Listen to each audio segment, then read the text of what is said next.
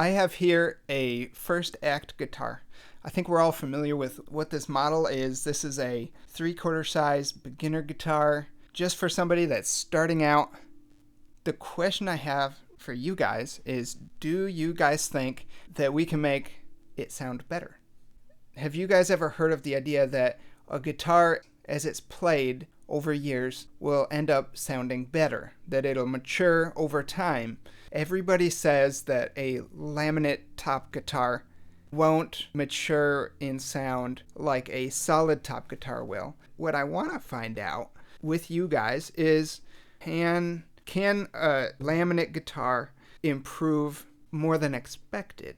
The reason I'm picking this guitar is, as a challenge, is to see how good can we get it? How much can this guitar improve in time? We're just going to find out together. I want to try a set of acoustic aging treatments on this guitar, and I want to see, what does it do? I want to find out with you and see how much change we can get. Is it going to make it some $500,000 guitar? No. I just want to see what we can get. I'm thinking that we can at least get the sound of this guitar one price bracket higher than what it was originally. Hey, this is me from the future.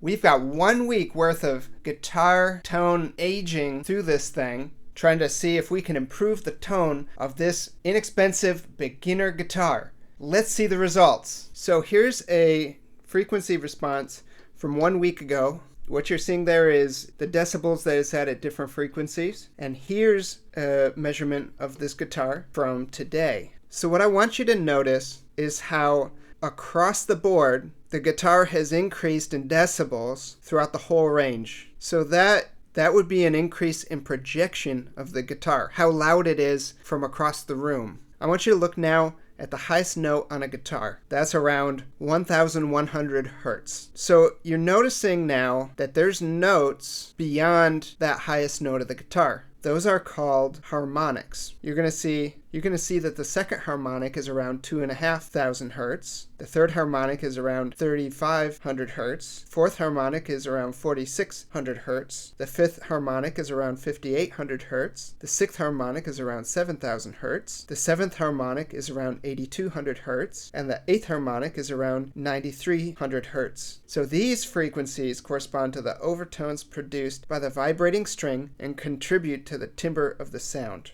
When the strings vibrate, they create overtones. That's what these harmonics are. So what we're seeing from these measurements is that it's not just an increase in projection of the instrument, but it's also an increase in the harmonics as well.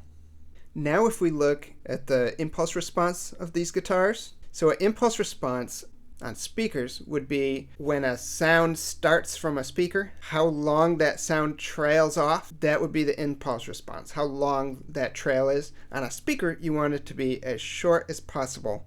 On a guitar, it's exactly the opposite. What you want on a guitar is for it to resonate and sustain for a long time. So what we can see from last week, and then we see the measurement from this week, you're going to see these little dips. What we're seeing is that we've got 2 dips here from 1 week ago, and from this week it continues on further. That would be an increase in sustain.